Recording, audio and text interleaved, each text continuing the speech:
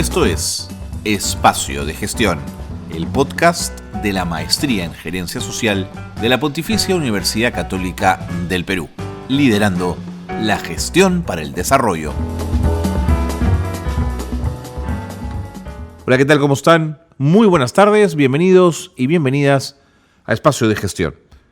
Espacio de Gestión es la apuesta de la Maestría en Gerencia Social de la Pontificia Universidad Católica del Perú por dotarnos, por ofrecernos un espacio de conversación, de debate, de análisis, de aproximación a los temas que tienen que ver con la gerencia social. Estamos muy contentos de estar con ustedes en el programa. Estamos muy contentos de que nos acompañen en un día donde vamos a hablar de un tema central.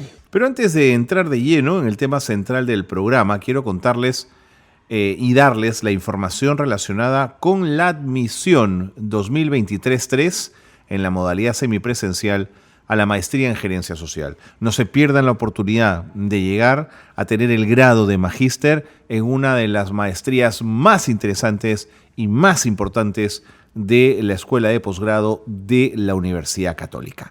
Tremenda maestría, la de gerencia social, que comienza su programa invitando a charlas, a conferencias magistrales. Atención, Ayacucho, van a tener una charla el día 9 de junio del 2023 sobre la gerencia social en el desarrollo territorial. El martes 20 de junio la charla se traslada a Trujillo, donde se hablará de la participación social y las relaciones comunitarias, una mirada desde la gerencia social. En Lima, la charla será el martes 27 de junio, es una charla informativa amplia, y en Cusco, el jueves 6 de julio, por supuesto del 2023, la gerencia social en el desarrollo. 4 conferencias, una charla, todas ellas para ustedes, ingreso libre, para que puedan conocer de cerca de qué se trata la gerencia social y el enorme alcance que ha cobrado en estos tiempos. Muy bien, dicho eso, ahora sí, nos metemos en el asunto de fondo del programa. Un tema transversal en el desarrollo que tiene que ver con la medición de la pobreza. ¿Cómo se mide la pobreza? ¿Cuántos tipos de medición existen? ¿Qué nos dice cada una de estas mediciones? Este será el tema al que nos vamos a abocar el día de hoy en el programa. Gracias por acompañarnos, gracias por estar en Espacio de Gestión. Muy bien, esta semana hemos tenido datos del INEGI sobre la pobreza en el Perú. Esta ha subido. ¿Qué significa que la pobreza suba? ¿De qué tipo de pobreza hablamos? ¿Cuál es el impacto que tiene en un país que su población esté por debajo de la línea de pobreza? ¿A qué nos enfrentamos como país? Bueno, Ricardo Boll es un académico, geógrafo, un hombre que mira de cerca la realidad y que conoce este tema a profundidad. Es asesor científico de un canal de televisión, de Nativa, y hemos querido conversar con él aquí en Espacio de Gestión justamente sobre este tema. Ricardo, muchas gracias por tomarte unos minutos para estar con nosotros. Buenas tardes. Buenas tardes. Gracias a ti, Carlos, por la invitación. A ver, ¿por qué primero el Perú necesita medir todo el tiempo su pobreza? ¿Por qué este dato es tan importante, Ricardo? Bueno, las mediciones, que además pueden ser múltiples, ¿no? Nunca vas a un indicador, y es una de las cosas que me gustaría conversar el día de hoy, son indispensables para poder tomar decisiones, ¿no? Para saber cómo estamos. Es decir, una sociedad espera avanzar y necesita números, ¿no? Que esta información no solamente sea cualitativa, sino cuantitativa. ¿Cuántos se quedan atrás? ¿Qué tanto hemos avanzado? Entonces, hay algunas medidas, como las económicas, que son las más utilizadas. Entonces, por ejemplo, para poder comparar países, para poder hacer algo rápido, se utiliza un indicador como el PBI, ¿no? Entonces, la producción bruta interna, ¿no? Entonces, todo lo que producimos como país, en agricultura, en servicios, en educación, en salud, todo eso se cuantifica, y eso luego se divide entre el número de habitantes.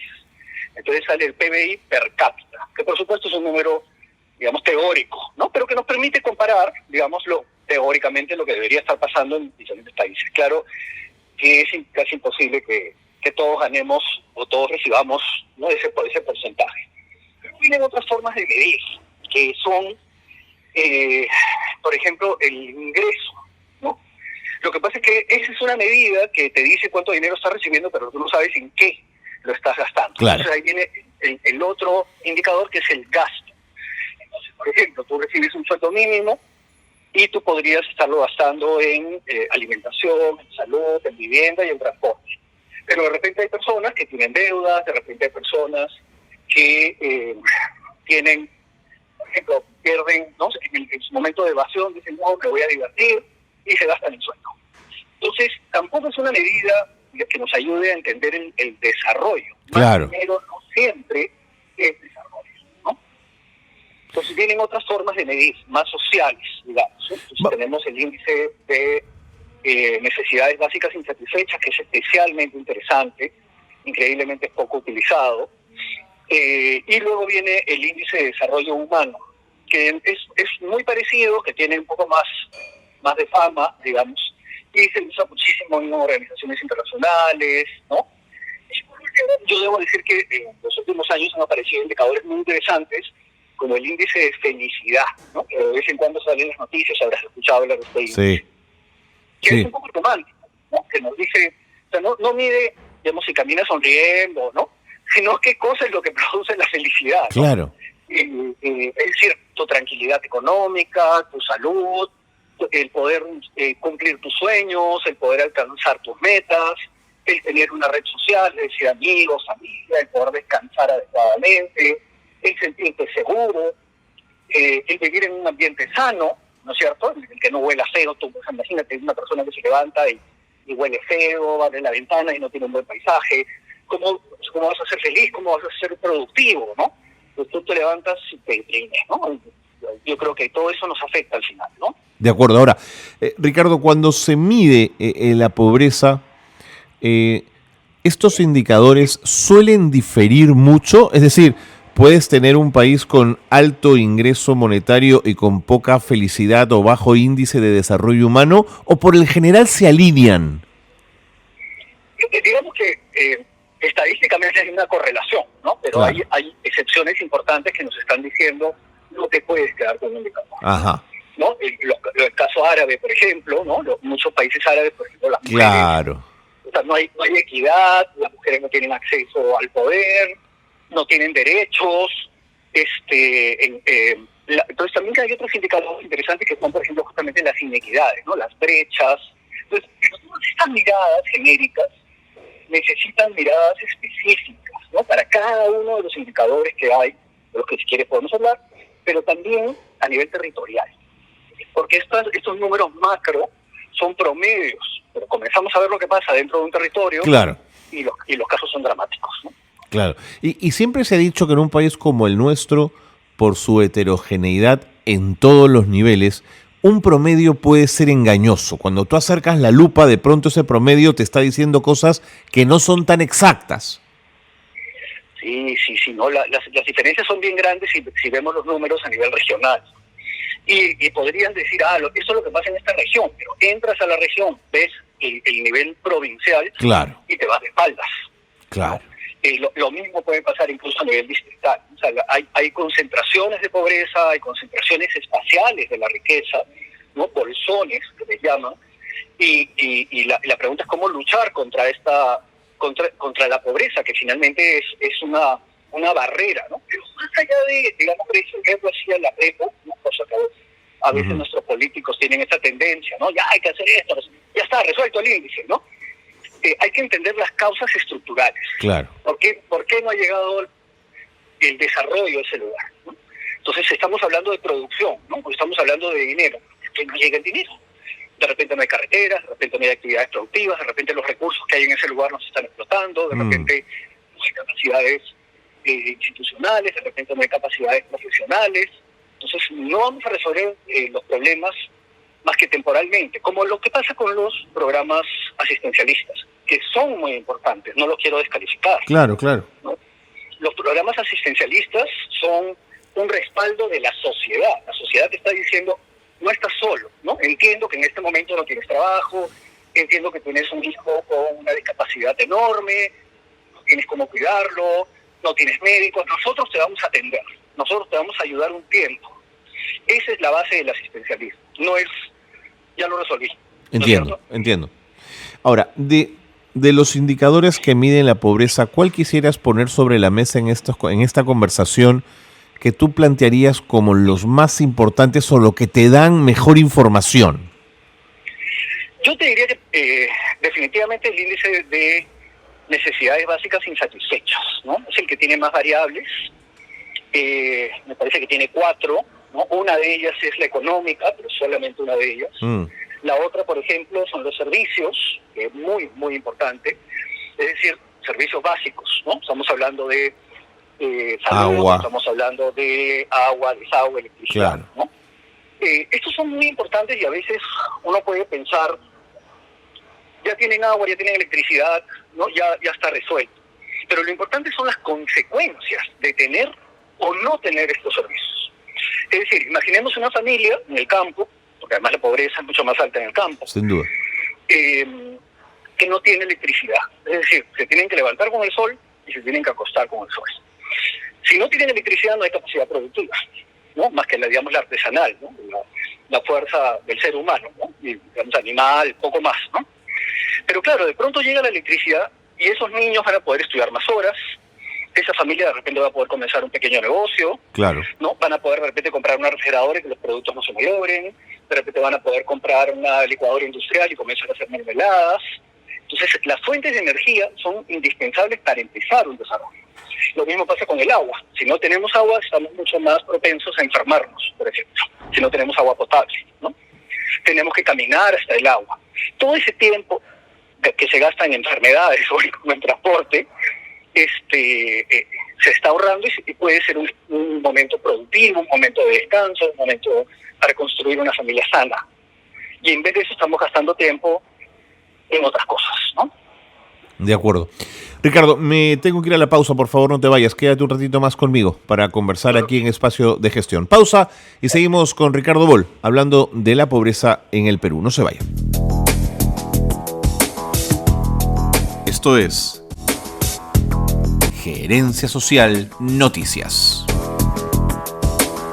En su último informe titulado Casos de éxito en la gestión pública, que fue elaborado por la organización Gerencia de Ciudad de Colombia, se determinó que Barranquilla es la ciudad con menos índice de pobreza. Esto se debe a que durante el 2020 al 2022 aproximadamente 99.000 barranquilleros salieron de esta situación social.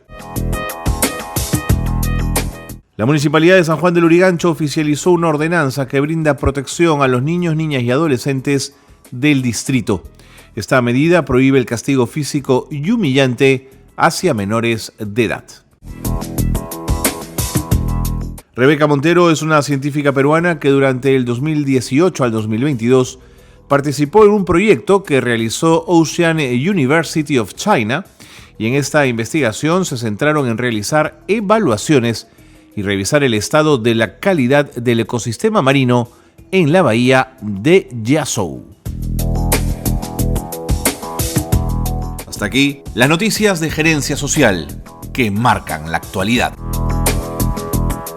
Seguimos en el programa, qué bueno que se han quedado con nosotros. Nos acompaña el profesor Ricardo Boll, profesor de la Pontificia Universidad Católica del Perú, geógrafo, académico, que nos está aproximando un poco a los indicadores y a las mejores formas de medición del desarrollo y de la pobreza. Ricardo, en los últimos 11 años, desde el 2012 en adelante, el Perú había podido reducir pobreza en términos monetarios y también en algo en la pobreza multidimensional, pero vino la pandemia y parece haber estropeado todo. ¿Cómo retomamos el camino? Sí, la verdad es que ha sido un duro golpe para todas estas personas que en los últimos años vieron una transformación en su vida, ¿no? Que, por ejemplo, pasaron de tener cachuelos a tener un trabajo estable, claro, que por supuesto permitía tener, por ejemplo, acceso a un pequeño crédito, ¿no es cierto?, que te permita estudiar, que te permita mejorar tu vivienda. Todo eso ha desaparecido. O sea, ha habido despidos con la pandemia, se ha perdido parte de esta estabilidad económica, pero claramente hay cosas que no han retrocedido. Por ejemplo, no ha retrocedido la capacidad de dar servicios de electricidad, de agua, pero por ejemplo una de las que más fue golpeada es la parte de educación. Hubo un montón de personas que tuvieron que cambiar a sus hijos de colegio, que finalmente significó no solamente un cambio traumático para cualquier niño, ¿no?, sino que además es esta sensación de fracaso, ¿no? Lo que necesitamos son familias optimistas, viendo un futuro prometedor, dispuestos a invertir en su futuro. Y de pronto veíamos que una especie de razón, ¿no? Un momento en el que no sabíamos qué iba a pasar, ¿no? Muertes cercanas. Entonces, además se paralizó la economía y todo esto era obvio que iba a traer secuelas los próximos años. Es una lástima que que casi todas las medidas hayan sido inmediatistas, ¿no? Como vamos a dar una subvención a las empresas para que no despidan, igual despidieron, ¿no? Vamos a dar unos préstamos para la reactivación. No todo es dinero, ¿no? Entonces, lo que sucedió es que retrocedimos 10 años los niveles de pobreza. Luego de la pandemia, para el año 2021, tuvimos una importante recuperación. No hemos llegado a los números del 19. Y lo preocupante es que el año pasado, números que recién han salido, nos dicen que desde seguir mejorando, hemos tenido un nuevo retroceso. Impresionante. Que nos habla de un empresariado, digamos, inseguro, ¿no?, incapaz de comprometerse, que prefiere de repente asegurarse, ¿no? Y además, no solamente empresariados, la personas como tú o yo decimos que hago mis ahorros, ¿no? Claro. ¿Cómo los aseguro, ¿no? Y entonces la economía se está ralentizando, ¿no? Y esto es bien importante, digamos, es una verdadera oportunidad para el Estado, porque creo que se necesitan programas optimistas, ¿no?, a todo nivel. Por ejemplo, no vemos un gran programa educativo, ¿no? Los últimos grandes programas educativos han sido, por ejemplo, el programa Huascarán, que tiene 20 años ya, y que desapareció, lamentablemente, que justamente trataba de llevar internet a los colegios, ¿no?, crear toda una plataforma virtual, que creó Toledo y que desactivó a Alan García. Si esto se hubiera mantenido, la pandemia nos hubiera agarrado en otra situación. Pero lo que hemos tenido son unos altos niveles de deserción, colegios que perdieron el 30% de su alumnado, ¿no?, colegios que además están al borde de la quiebra, ¿no? ¿Quién va a invertir en educación? Entiendo. Ni las empresas, ni las personas que quieren educarse, ¿no? Claro. Ahora, pensaba mientras te escuchaba que digamos, hay toda una dimensión económica que está detrás de la pobreza, es decir, la necesidad de generar empleo, la necesidad de generar mayor inversión, pública o privada. En fin, creo que hay unos elementos muy consistentes que podrían explicar por qué no crecemos, por qué el país no puede reducir su pobreza. Pero me preguntaba también por criterios más de orden cultural, el racismo, el clasismo, esto que se llama la aporofobia, ¿no es cierto? Gente que no soporta al pobre ni a la pobreza, digamos. ¿Crees que juegan también su partido en todo esto, Ricardo?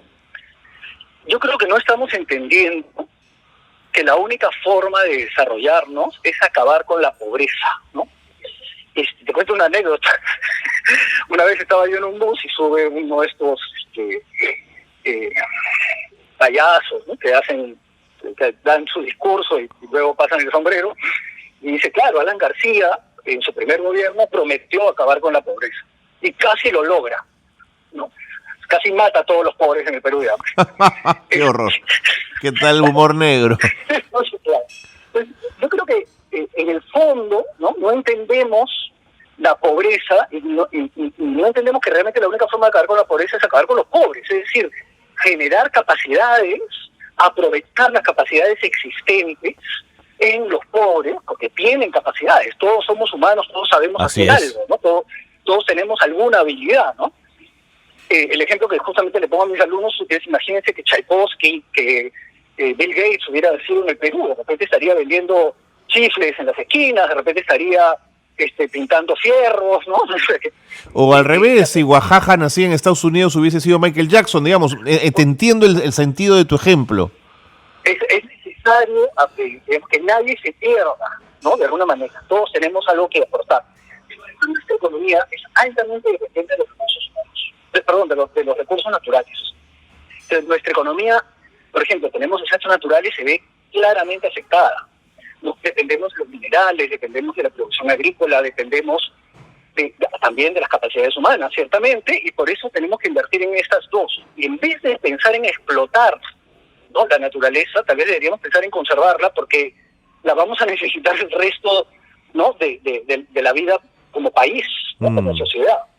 Y por eso este concepto de sostenibilidad es tan importante y también incluye al ser humano. O sea, en vez de explotar al otro, ¿no?, deberíamos que florezca el otro, ¿no? Porque finalmente me va a hacer bien a mí. Entonces, que el bien común, el concepto de bien común, en este caso es justamente el único que va a permitir un verdadero desarrollo. Porque si no, vamos a tener un montón de plata y vamos a tener gente que no sabe qué hacer con ese dinero, que no cumple sus sueños, llenos de frustraciones, como ya pasa en algunos países. Algunos de los países más ricos son los que tienen los índices más altos de suicidio, ¿no? De acuerdo. Ahora, Ricardo, hablando de la pobreza extrema, digamos, en estos últimos años descendió también, claro, ya cuando llegamos a los ratios más pequeños de pobreza extrema es más difícil erradicarles esa pobreza más dura, más enquistada, pero se ha vuelto a disparar luego de la pandemia. Yo quería preguntarte si nuestros ratios de pobreza extrema están cercanos a los africanos en alguna medida. No tenemos que llegar a la pobreza extrema para llegar a números africanos. Ajá. Si comenzamos a ver los mapas, que les recomiendo, pueden entrar al Instituto Nacional de Estadística e Informática, siempre tu mejor amigo, que te va a dar un montón de información, todo lo que necesites va a estar ahí. Vas a encontrar el mapa de pobreza, vas a encontrar estadísticas a nivel departamental, a nivel provincial, a nivel distrital, y puedes buscar otras páginas para poder compararlo con lo que pasa con África, y tenemos un montón de provincias en el Perú que bordean o superan números africanos, ¿no? Pero justamente, digamos, no se trata que... A veces uno piensa en la pobreza africana y uno dice, están flacos, anémicos, se mueren de hambre. Entonces, claro, ¿cómo afecta la pobreza en el día a día, ¿no? Tú puedes tener 2 niños, ¿no?, y los 2 están resfriados y uno lamentablemente termina con neumonía y fallece. Entonces, ¿qué fue lo que lo mató, no? ¿Realmente fue la gripe? ¿Realmente fue la anemia? O más bien fue la anemia, ¿no? Más bien, ¿no?, la inaccesibilidad hacia espacios, hacia servicios de salud. Entonces, por eso es que todos estos indicadores son tan importantes, ¿no? Tener una buena casa, por ejemplo, una casa con condiciones mínimas, que el piso no sea de tierra, que tengas un buen techo, que tengas más de una habitación para ti y para tu familia. Que no haya hacinamiento, ¿no? El tema de hacinamiento es vital. Luego están los servicios, luego el plan educativo, que es el que va a permitir que te formes, que veas otras opciones, ¿no? Son los indicadores básicos, ¿no? Sí. De acuerdo. Ricardo, el tiempo me ha ganado. Quería agradecerte muchísimo que nos hayas ayudado a entender un poquito más este tema. Te propongo seguir conversándolo en otro momento aquí en Espacio de Gestión. Cuando quieras, un placer. Un placer. Ricardo Boll ha estado con nosotros en el programa, ahí lo han escuchado. Hay muchas formas de aproximarnos a la pobreza. La aproximación solo monetaria es insuficiente. Hay que entender que estos son elementos multidimensionales, tienen múltiples variables y Ricardo las ha puesto sobre la mesa en discusión y ha sido interesante escucharlo. Nos vamos ya, el tiempo nos gana. Gracias por estar con nosotros, gracias siempre por ser parte de Espacio de Gestión. Muy buenas tardes.